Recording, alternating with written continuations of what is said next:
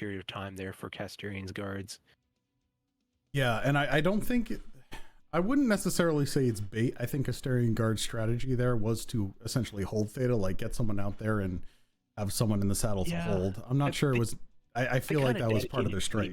Yeah, yeah, I would agree to that. And it's that lack of scouting intel when you're trying to see what's at Theta. The supporting mechs for Team 1 can still be lurking behind Delta 6. So if you send too few, you get jumped. You send too many, you get pushed, and that's what happened here. Yep. They did send too many to Theta, and that's the problem with Theta for Team 2, and even very much for Team 2. I would say is that the Team 1 mechs, they could be in an ambush and not get scouted, whereas Team 2, if they send their mechs toward Theta, everybody can watch them going over the saddle. If you've got a mech at the island, they can just be looking and watching. You can count 1, 2, 3, 4. There's 4 mechs going to Theta. Get on the comms, let your team know. Team 2 doesn't really have that same ability to watch the mechs going to Theta because they're going, through the tunnel or behind the tunnel even. And that's also true. Something else I want to point out here. Sorry to again hop in. Go ahead. All right. Yes, is that you look at the traders from Team 2 and the distance they had to walk before they could get fire. The Team 1 traders just hopped up on Epsilon, probably took them about 10 seconds to get there, like all 3 of them, and they just started unleashing at mechs that were crossing the water or pushing over to Kappa. Meanwhile, we saw probably, like 20 seconds later that Rancor was finally in position to trade. So EQ taking initial trade positions as well, just that made a huge difference. And you can't relocate it in time. Like if you see you're getting pushed, with a faster mech, you can get out of there. With the direwolf, you kind of just got to hold and hope your team backs you up. Can't run away. And it's not even about the running away necessarily. It's the distance travel before you can start getting those trades. They never took up an intermediary trade position. EQ hopped on the Epsilon point basically and was trading before they decided to cross once they realized that Casterians were not going to contest them on the island. Meanwhile, I think probably by the time they started to move, give or take, to that island, that Rancor, Direwolf could have been getting shots off. The Rancor was staring at the hill trying to get up into that position, right? So that's the thing. All right, so both our teams are locked. We're going to take a quick look at Hibernal Rift here, though. Okay. Yeah, next map up, Hibernal Rift. Who's Team 1 on this? Team 1 is Casterian. So Casterian down at the bottom. It's a largely symmetrical map. I'm just going to go over this particularly quickly here. Expect, I think, either a fight over Kappa or a fight over Epsi. We're going to see positions out here. Going to switch myself to red so it's more visible. Expect trade positions around the Alpha and Charlie drops here, maybe up to Delta 3, getting some shots across from Team 1. And trade positions basically all around. Hopefully we'll see some concaves, but also this is another map where you could potentially push if you've got a fast enough deck. So I expect fights around Epsi, quite frankly, and maybe Kappa. Kappa has a lot more ridges. Epsi is a lot more open. So we'll see. It all depends on which way the classic is to take the Volcano as Team 2, and then maybe you got Bucket Hill Traders and Delta 5 for Team 1, and then fight over Epsilon. If teams are going Kappa, it's going to be more of a brawl deck just because of the terrain there, I do believe.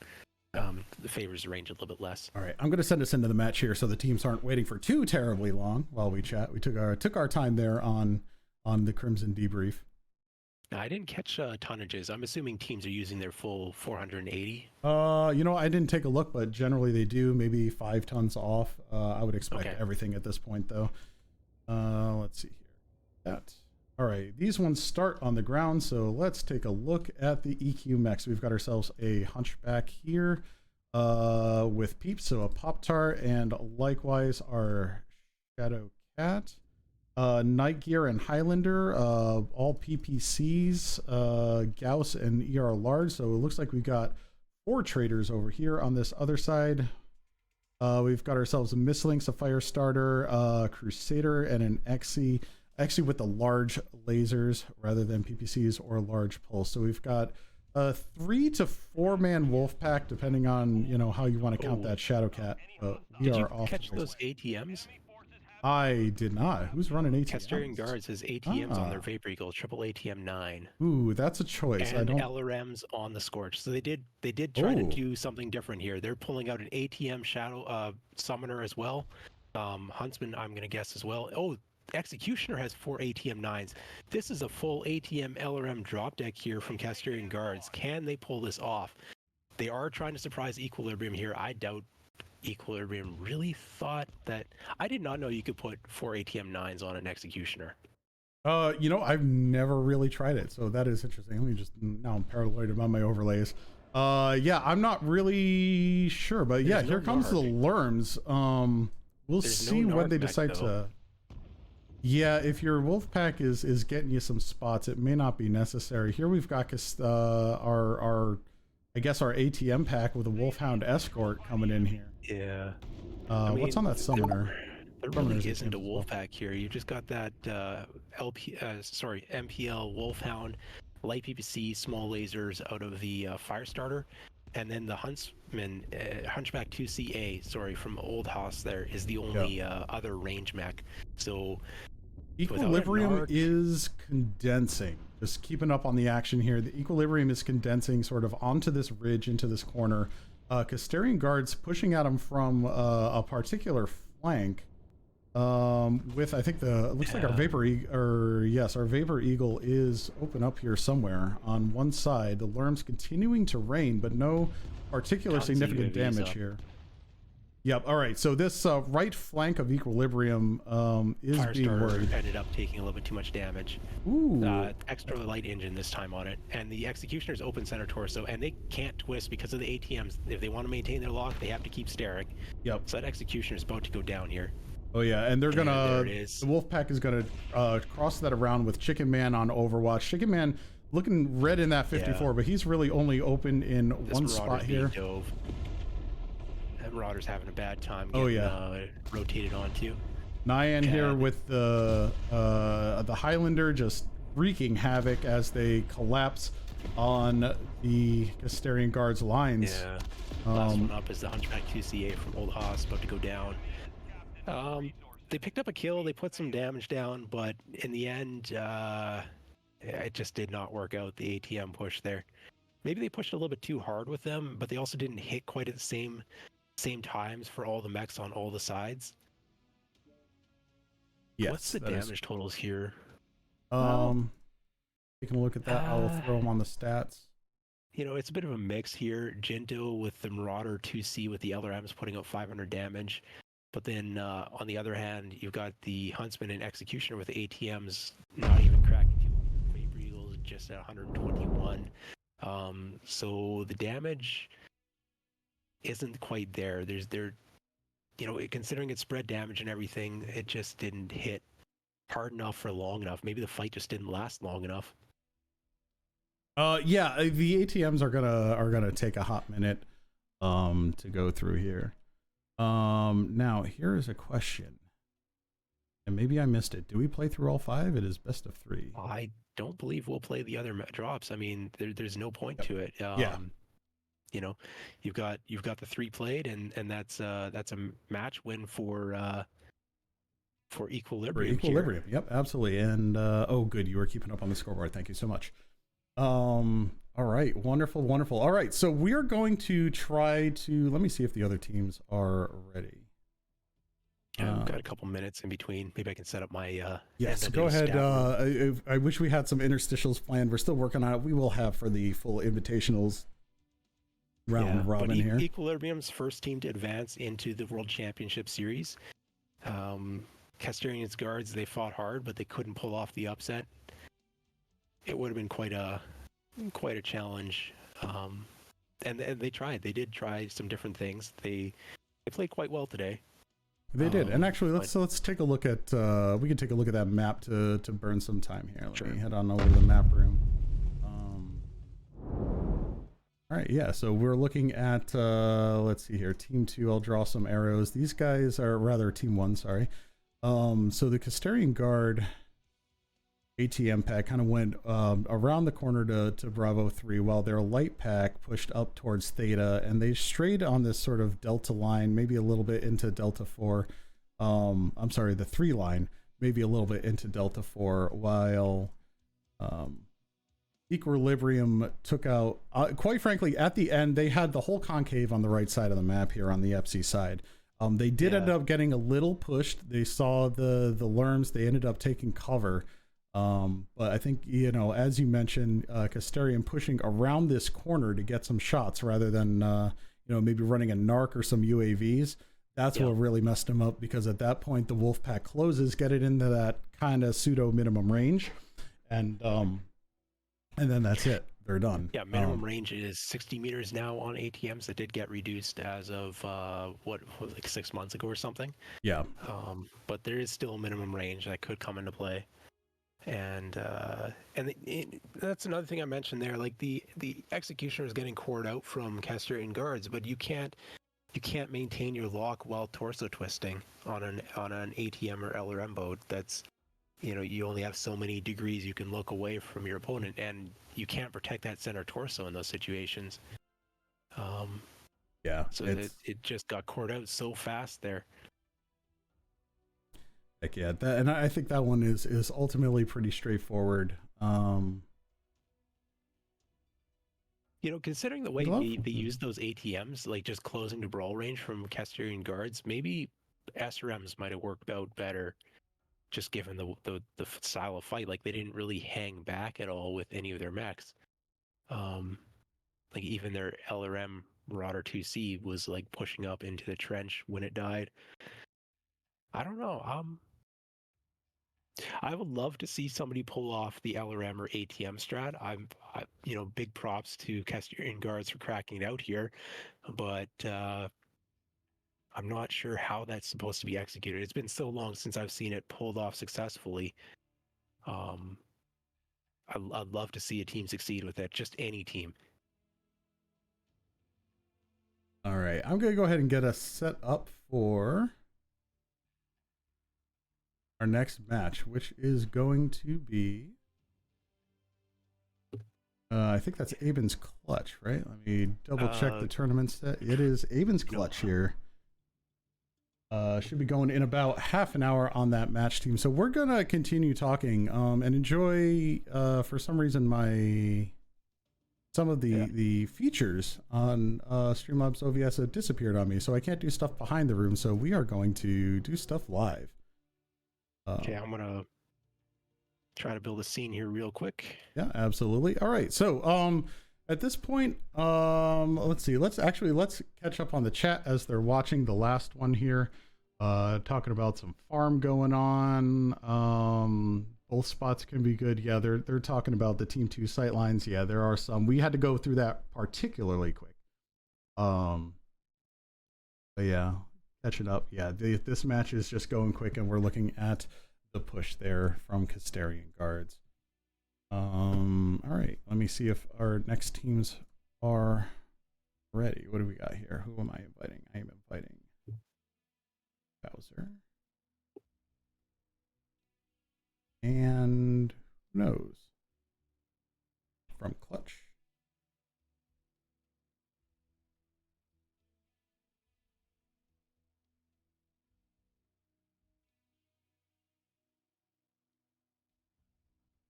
All right, and let's see here.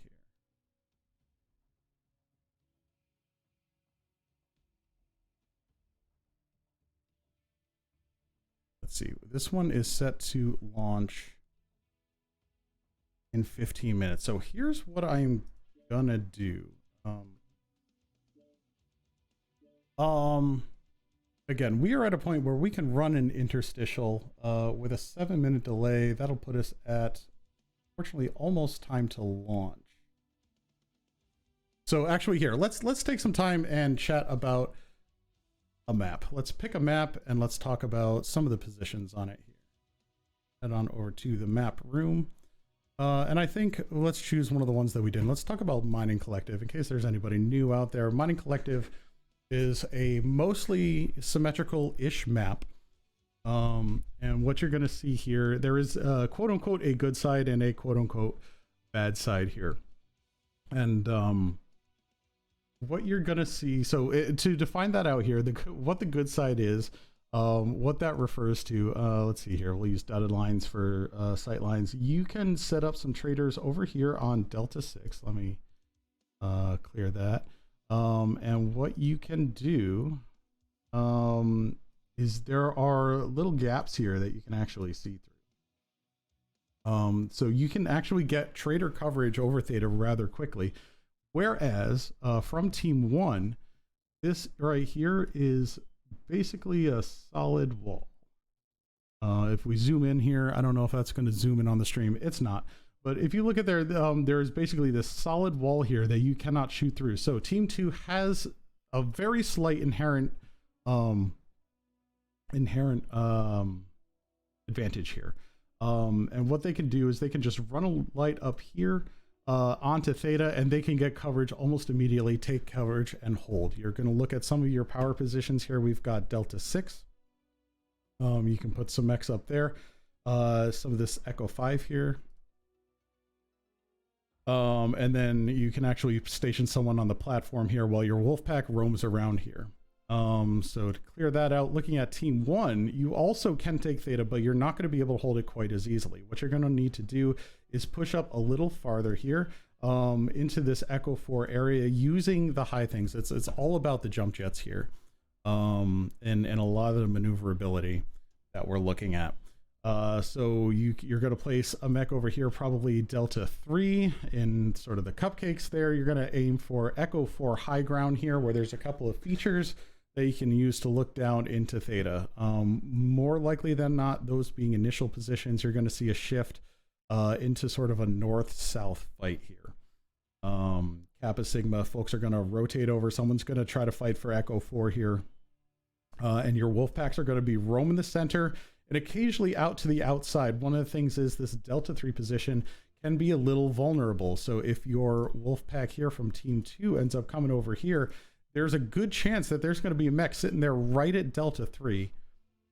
And the important thing here is if you've got some coverage here in Echo 4, Echo 3, you can get those sight lines.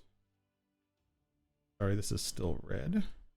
You can get some firing lines to support that person in Delta 3 as they evac towards the center of the map. So if you're stuck in Delta 3, if you are that Delta 3 trader and you're a new to this rather, that is something you're going to keep in mind. If you're on Delta 3, your job is to go to the center.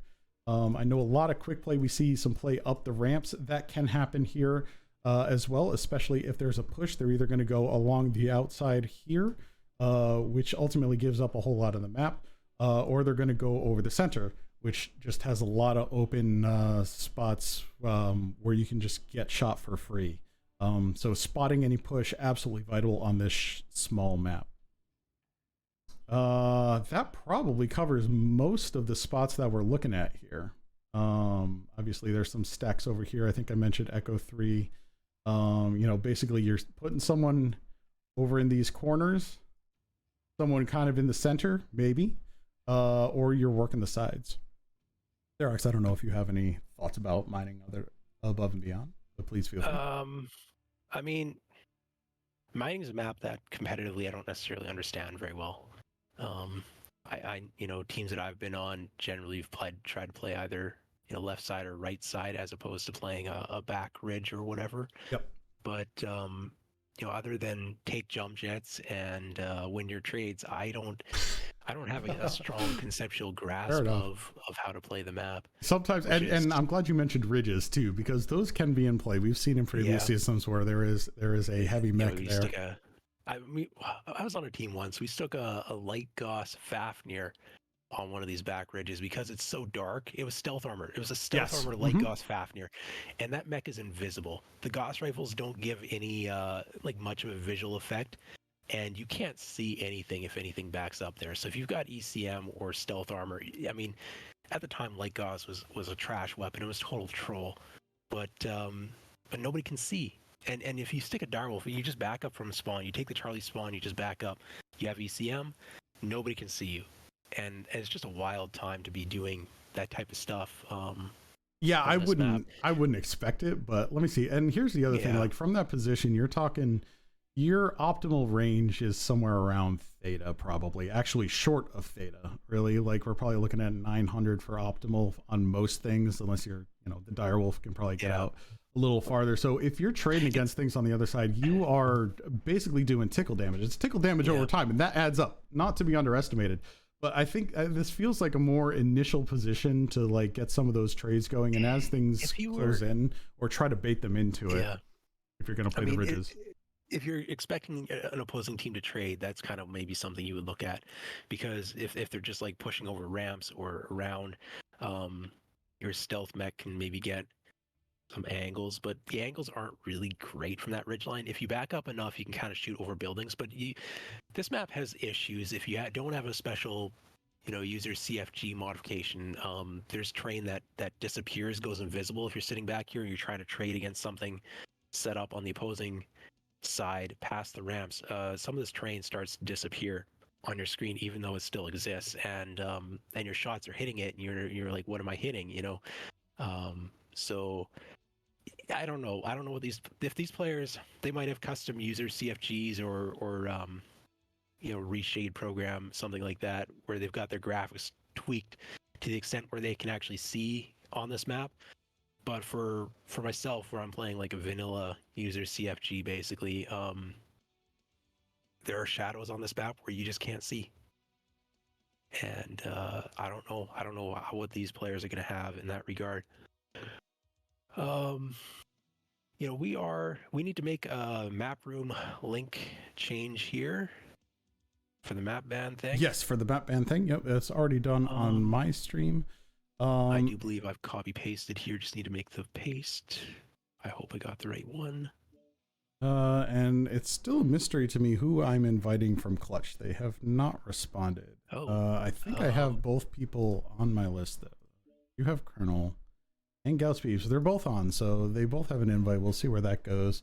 But we're coming up on the time where we're going to want to start to think about the map ban, getting everything sorted out here. I think we've covered mining relatively well. There are a couple. Oh, actually, one more thing. If you are a newer player, some things to watch out for are these little corners here. So there's the generally down under these trade positions in D4 and Echo 4. This low ground around the outside of it, absolute death trap zones. Basically, what the issue is there is angles. Those top mechs, especially if they've got arm mounts, can fire down on you and kind of hit you wherever. However, if you're on the bottom, you can only kind of hit their most armored spots or their torsos. You need to have someone either covering you from up top to even escape that, or just GTFO, quite frankly. Here, I'll sort of highlight these positions. You do not want to get stuck here. You see it all the time in quick play, and you'll see players taking these top positions up here. Again, let's see, is green going to stand out? No. How about the pink? Pink stands out pretty well. These positions up here, these power positions, and then also you are catching fire often, depending on which zone you're in, from across the map as well. And if they happen to have force on theta, it just absolutely makes you surrounded in these areas. These are generally death zones. They are moved through. Do not stop. If you get stuck there, you need to reposition and find something else.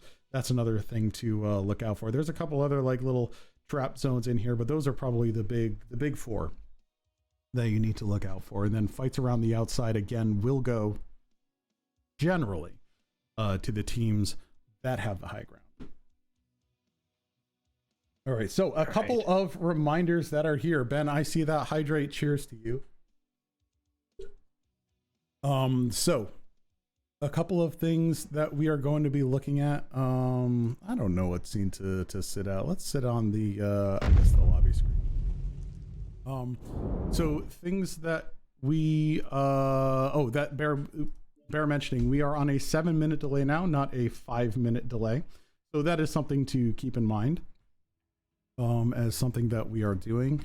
That is new this year. And also, if you're on MWO Leagues, go check out MWO Leagues 2 for Therex's point of view, and vice versa.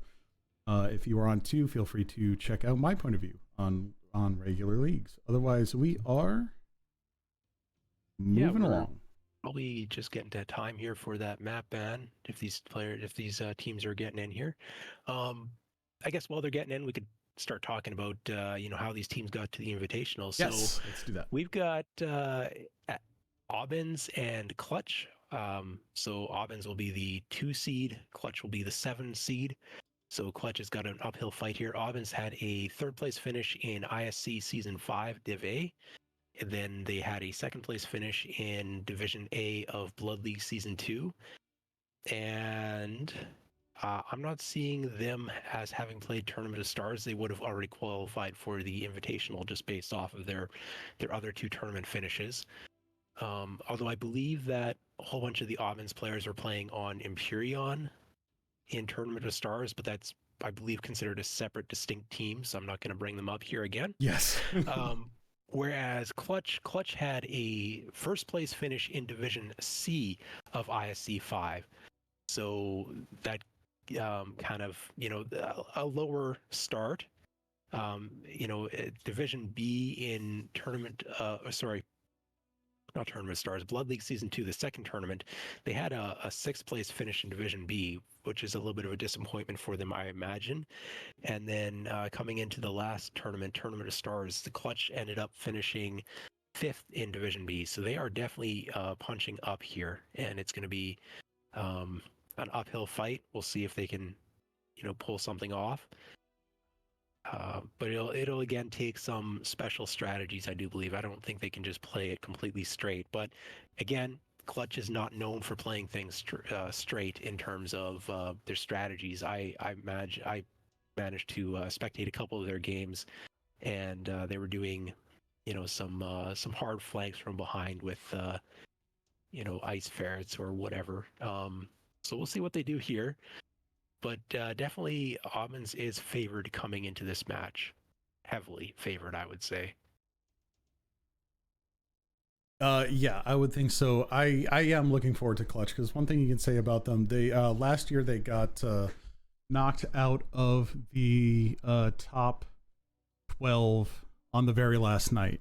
I think they decided to take a break that last night in the queue, and ended up just getting pushed out by other teams that were taking some elo. That was a very exciting last night. I don't know if you were in on some of that. So there are so it was we were keeping tabs on each other. There was someone out there that was doing a stream of the lobbies of one of the teams that was going, and there were some really interesting upsets going on. And a lot of shifts that very last day, and it was a nail biter. I was playing for DPS at that time, and we were right on the cusp there. We were pushing for it, and there was a lot of movement. So Clutch got pushed out, but they were in that top 12 until that last night. So they have a lot of potential as a team, and they And like you said, they pull some of the most unexpected stuff. Like them and GNX, you never know what's coming from them. And it's always an interesting match with them, especially and from a caster point of view, I love casting these teams because you never know.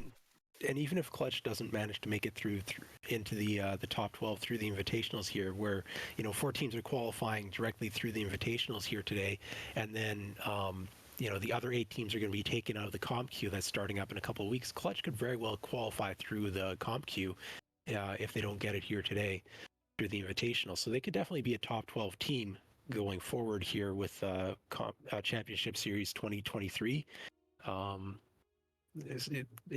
Even if they don't direct qualify, they're definitely a top 12 contender to get into that top 12 through the comp queue. I do remember a little bit playing that last night of comp queue last year. I was with Smoke Adders. I believe we finished like 16th or something. And there was a significant elo gap between us and the teams that were challenging for that 10th, 11th, 12th, 13th, 14th place finishes, right? There's kind of a cluster there. We were below that cluster. We were kind of trying a little bit, but didn't really have much of a shot, but we still had some entertaining games that last night. And I've played in a final day of comp queue in the past where it's just really sweaty, try hard stuff. That last couple hours, you're banging it out against other teams that are trying to claw their way in. And, that's some of the most fun matches I've ever played of MechWarrior Online. You've got something at stake there. Everyone's fighting, just trying to get in. Good times. Yep. Therex, keep talking for a bit. I have to do some screenshots of some rules and stuff. Great. So still waiting for the teams to show up here. But for anyone who has not played in a World Championship Series before or CompQ in the past, MechWarrior Online is turning on the CompQ once again this year. What is it, the fourth time that CompQ is going to be turned on? And it's a separate queue that you can participate in. Anyone who's, watching, whatever. The requirements for playing in CompQ quite low. You have to have played your 25 games of MechWarrior Online in Quick Play to get your cadet out of the way. So if you want to play in CompQ and you don't have a MechWarrior Online account, download the game, start playing today. And if you own one mech and you've played 25 games of Quick Play, you can play CompQ. You need to find a team. There's resources in the MWO Comp Discord to try and help hook you up with a team or allow you to recruit a team. You can also do the same thing off the official forums or Reddit, your other Discord servers, whatever. It's going to be an 8v8 5-cap format, the same format the teams are playing here today, just using a different interface. And it's a fun time. You get the teams that are actually trying to go for the top 12 World Championship. And then you also have the teams that are just kind of playing for fun, the casual teams. So all levels of skill are welcome to play, and the more teams that are participating, the better the matchmaker will work. So if there's a bunch of casual teams playing at the same time, they should be playing up against other casual teams at least the majority of the time. Everyone, start getting prepared, get ready. We've got the CompQ kicking off in, 3 weeks from now? I don't remember the exact dates. They were moving those around a little bit. That is true. Let me see what the latest on that is. Once or twice. It'll be patch day. That's the easy thing. It's gonna be patch day. Let's see, where is patch day is team formation, but the actual games start on. I think that is where August it changed 24th. to. Yep, which should August be patch 24th day. is the first day of matches. Yep. So that is coming up, and that'll go till. Oh, here's an interesting thing on that. That'll go until October 1st. Actually, here, let me get this here. October 24th actually would be the queue close because the queue close. But hang on, a couple steps here. Yeah, if you're going for rewards, if you're going for that top 12, your cutoff is October 1st or 2nd. There, let me find the thing. October it is 1st. October 1st. At that point, the top 8 teams will be invited to the top 12 tournament. After that point, they won't be able to participate in the CompQ. CompQ will then essentially continue to be open for anyone to vie for those top 25 spots. There's a special decal for top 25. So there is something to there, and your rewards, 60 games, and you get just for playing 60 games, you get a unique camouflage 30% C-bill bonus Timberwolf S at the Championship Series. It's brand new edition of the Timberwolf, but otherwise identical to your Timberwolf S. You get a whole bunch of MC. Just for 20 games, you get that Timberwolf, 6K MC, 3 million C-bills, 273 GSP, 5 mech bays, and 3 brand new colors that you can apply to any of your mechs. I mean, that is like literally just play 20 games. You can go 0-20 and you will get all that stuff. Yep. And if you keep playing, you go for the 60 games, you get another 1,000 MC for every 10 games that you play. So that puts you up to a total of 10,000 MC just for playing 60 games of CompQ. A whole bunch of C-bills, GSP, mech bays, like all the stuff, The rewards are insane. And you don't have to have a skill set to play. Like literally complete your 25 games of Cadet on your account. If you're a brand new player downloading today, it takes 25 games of Quick Play, and then if you own a mech, you're now allowed to play CompQ. Like it's that simple. You got to find a team. You do have to pre-form a group of 7, at least 7 players, in order to play in the CompQ. But bar for entry is pretty low. Yeah, and the rewards are up there. The rewards are insane. And then on top of that, the tournament support pack will be getting announced eventually. I do have a little information of that. I cannot give it to you. Check the comp discords. There have been a couple of little teasers. I know we've seen a piece of I think it looks like maybe a mounted item, maybe from Frostbite. There's a little bit of info there in the. You're gonna have to fish for it. I'm sorry, but yeah, there are gonna be multiple levels that has been announced, and it's fantastic. Some stuff that has never been done before. It's going to be a real cool thing. So be sure to support that pack. That does go to the prize pool. There it is. We should get that map ban rolling here. We got a few minutes. We got a few minutes to continue to chat, and we're going to do it in about 5 minutes. We'll do about 5 minutes for the map ban and launch right after that. That's where I've got that sorted. So just a reminder, if anyone is coming in for the second match, we are on a 7-minute delay. If you want Therex's point of view, who is our co-cast, he's on MW Leagues 2. So go check that out. You can watch them side by side. Definitely check it out. Let's see here. What else have we got to talk about? I don't know. Got 5 minutes. 5 minutes, eh? What do you think? Well, what else can we plug? You know what? Let's go over the format again real quick. That'll probably take us about 5 minutes. I'll let you take care of that. Sure. So we're doing it's an 8v8 5-cap conquest. It's invitational for the Championship Series 2023. So these teams that are playing today, if they win their match, they're in. They're in the top 8. They're actually in the top 12 final bracket. They actually get directly into the top 4. There's going to be a seeding tournament for the teams that qualify today to determine who's seed 1 and 2 and 3 and 4. But they get a bypass playing in Comp Q entirely, which if you're a casual player, you're probably excited about having a little bit less of the elite teams available to face. But if you're an elite team, maybe you want to be bypassing the comp queue so you can just focus on practice entirely. So it is 5-cap conquest, 480-ton limit for both teams, and there's also chassis limit where they cannot have duplicate chassis, so they can only bring 1 ice ferret, for instance, or 1 fire starter. And then also they cannot exceed 3 of a weight class. So if they can only bring 3 lights, they cannot bring 4 lights. But they can bring up to 3 lights or up to 3 mediums. And out of that, they're picking out their 8 mechs. So, and plus the 480-ton limit. So they got to build a drop deck that is compatible to those conditions. Beyond that, only mechs that are currently released for C-Bills or for MC are able to be played, or identical variants. So if you have a Timberwolf S, for instance, like the bracket position there, the special Timberwolf or the Origins Timberwolf or the Championship Timberwolf, whatever, you can bring that if it's identical to a variant that's available for C-Bills.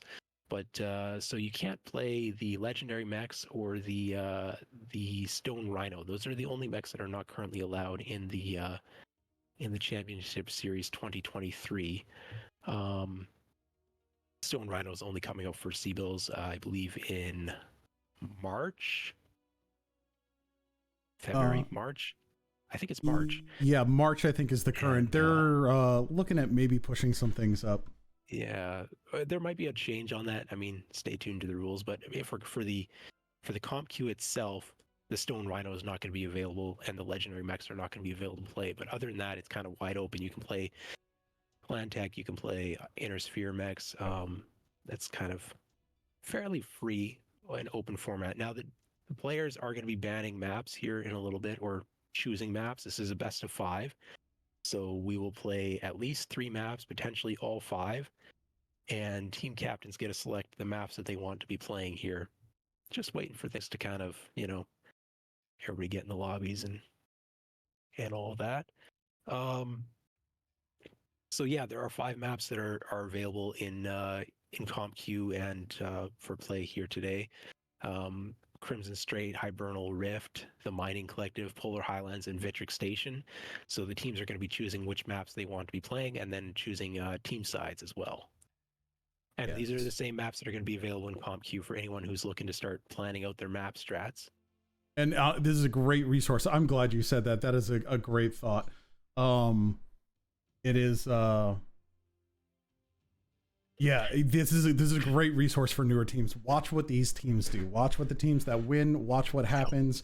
Learn from it. This is going to be a great thing to show your team if you are not, if you're still working on that. If you're looking for a really easy way to do your team strats and drop decks, you can just copy these guys' homework. Literally, have done that with scrims. It's one of the big scrim things. Okay, all right, let's go. All right, let's start off the map ban. Here we go. All right. So, ABIN as the high seed gets to pick the first map. Yep.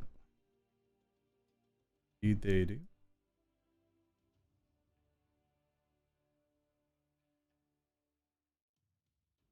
And they've gone for Polar Highlands as the first map. All right. And now we are waiting for Clutch's pick.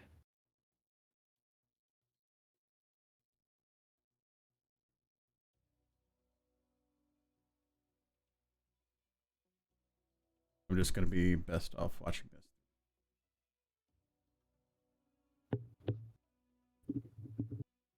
Are they still awake? Times to there we go. There we go. If they don't make a choice in time, it will it'll move them around. It'll select for them if they so choose. Oh, yeah. Oh, are these auto picks or? Well, it depends on how long. I don't think we hit the full minute. They should have a minute to choose, so they probably just had to think about that. What are their strongest maps? And this is an elimination round. It is the best of 5. And we will leave it at 3 if it is a straight sweep. So it behooves these teams to choose their strongest maps first. That being said, the amount of filler that we have to do would be highly reduced if Clutch would at least take a match off these guys. We shall see. Again, this is the knockout round. These top seeds are going against some lower seeds, so there are heavy favorites, but it does not preclude any outcome. I've got my lunch sitting here on my desk, so if a team wants to sweep the other team, I don't object either. Oh well, then you got to talk instead of eating lunch. That's how. Well, actually, I guess I can talk. Yeah, that's what we'd be doing. Just waiting for the third map pick to come in here. Yeah. Let me check the chat, see if there's any.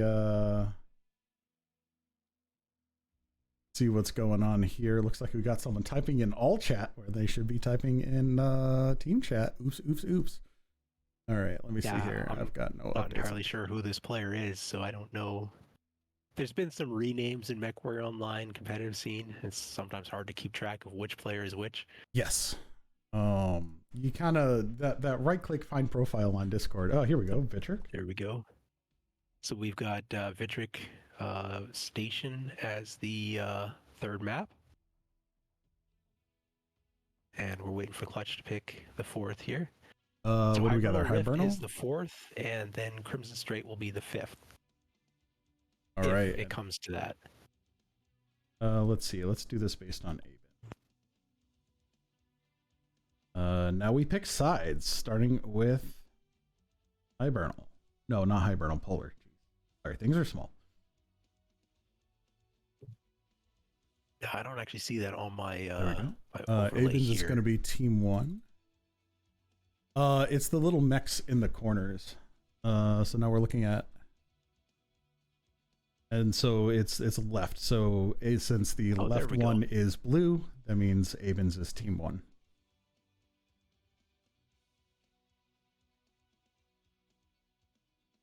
Okay. And we're waiting on.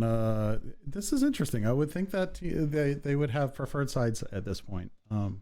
Having choice, I think I would want Team 2, as we discussed earlier. It's got those open ports. It is generally the better side, so I would expect Clutch to take Team 2, which they did, or Team 1. No, Clutch took Team 1 that one. Interesting. All right. On to Vitric Station choices. Again, this one more of a very much symmetrical map. There's a little bit of difference on the left or right side in access points. Those very subtle differences there. We'll see which one. Let's see what's happening in here. Yeah, it looks like There we ABIN's go. having some conversation. Oh, what do we got here? All right, ABIN's team 1. And then we've got ABIN's team 1 again.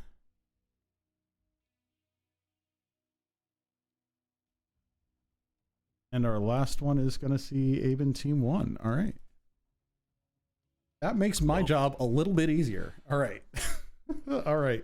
We're going to go ahead and actually hang on. ABIN starts team 1. So I'm going to swap sides. Yeah, so kicking things off with Polar Highlands, that is something. This is not the Polar Highlands that you might remember from several years ago if you haven't been playing recently. Let's go ahead and pull that up on the map strat here as soon as I can find it. All right, here we go. I'm going to go ahead. We're going to step back to the lobby screen. And I'm going to go ahead and give Team 1 their 5-minute timer start, which is right on time. Look at that. That is, they like timed that out. That's beautiful. Took us exactly 5 minutes to do that. Nice. I've pulled up the map strats here for yeah, let's talk Polar about that while they get going Highlands. here. There we go. So the interesting Polar Highlands spawns are set quite far back for both teams. There's a lot of walking to do just to get going here, and what I'm thinking here, trying to decide which is which side of the map, because one of these is Kappa, one of them is Gamma, and everything's white from an overhead view. But on the one side, you've got a pretty good castle. On the other side, not so much. Now, castle side is, if I can tell, zooming in here, that's Gamma, is it not, with the castle? Yes, Gamma should have the castle. Yes. So the Gamma's Gamma's the one with the castle side. castle. Yep. That's if you're taking range trade, getting something up high over at this this upper tower here can give you a lot of control on the map. But if you're sending like a stalker up there, it is like literally a minute and a half of walking from your spawn to get to that cap, or to around that cap point. The other way to play this map would be more playing around Theta if a team were to just decide to do that. And there's some elevated positions around Theta. You don't actually want to go down onto Theta with your mechs, generally speaking. But there are a number of decent trade positions just set up kind of in a bit of a circle around Theta. There's other further range trade positions as well if teams are trying to play that extreme range trade game. But I'm a fan of the Gamma position. It just takes too long to get there. Yeah, I mean, it is a very strong position though. Yeah. And I honestly expect ABINs to take 1 or 2 mechs up there. It is very, very strong. And quite frankly, if you think it just takes too long, it'll take the other team just as long to get there. Maybe a little more, it's a little, there's a little bit of a distance difference as it were. Yeah. But it is walking simulator for the first minute. That being said, it allows you to distribute your mechs before you see the other ones, right? So you would think like having closer positions would be a whole like a whole thing where it would result in less walking. Yes, but having more time to distribute your mechs, especially your slow movers can get out on those flanks better than they can if those spawn points were moved up. That said, I think Gamma's too slow for something like an Annihilator or Direwolf. Like I'm thinking more Stalker or Blood Asp if you are sending something to Gamma. There's a difference between 53 kph and 64 kph. Like there really is when you're traveling this length of a distance to get somewhere. So if they do take Annihilator or Direwolf, I don't know if the Annihilator is going to see play this championship series. It did in previous ones, but those mechs might be sitting more back in a Hotel 10, India 10, or something like that, as opposed to trying to make it out to the Fox 9 Gamma position.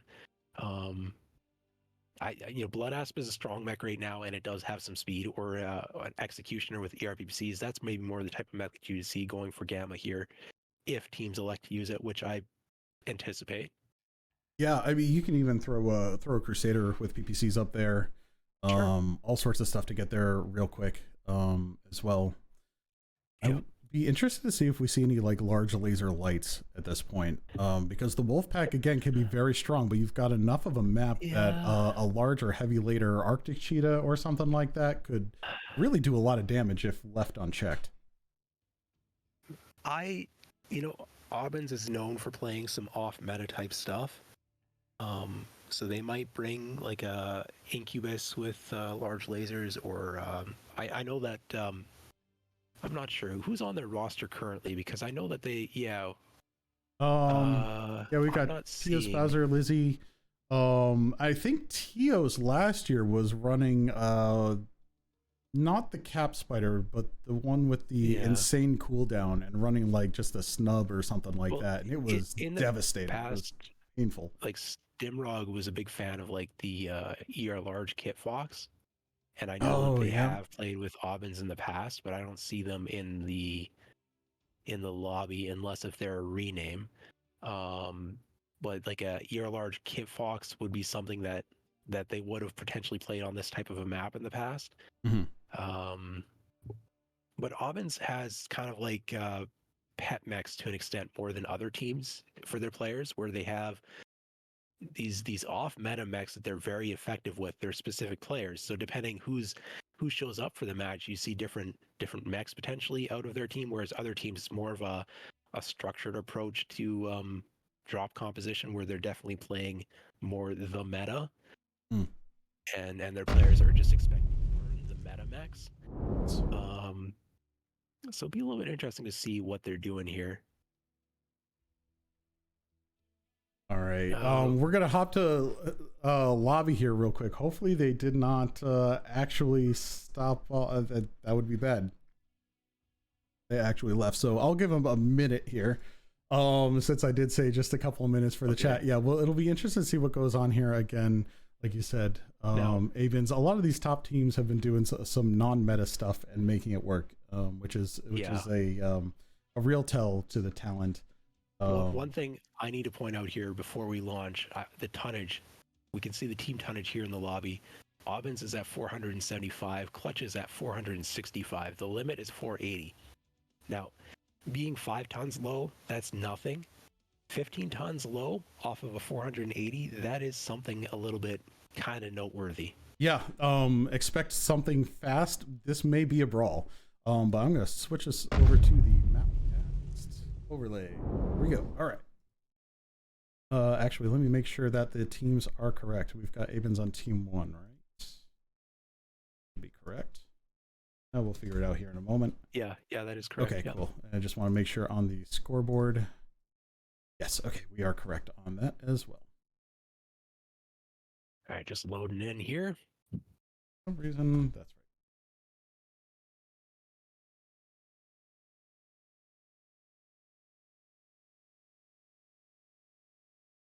Really, honestly, I do like this map. I like the upgrades. I kind of miss the old one, though. I know it's blasphemy, but it had its charm. It was painful at times, but yeah, I wish they kept it in rotation, because it's of the old Polar Highlands with but before it was taken out, I had one of my favorite matches of all time on that on Polar Highlands. So like literally a week or two before it was removed. So sometimes I do think back fondly to that. Yeah. But I'm looking over here at Clutch. They are bringing 8 small pulse fire starter, Piranha with heavy meads and light machine gun, Incubus with heavy large, 2 heavy large. So they do have some brawl, some non. Rival Vapor Eagle, 2 ER PPC and 3 light machine gun. Goss quad ER large Mad Cat, Blood Ass with 6 ER large, and an Executioner with 3 ER PPC and some micro laser backup. Last mech here I'm going to grab up the build is that Hunchback 2CA with 4 ER large and 4 ER micro. So they do have a dedicated 4-pack. Well, I mean, if the rival goes with it, maybe it's a 3-pack, and then they've got range out of the rest of their team.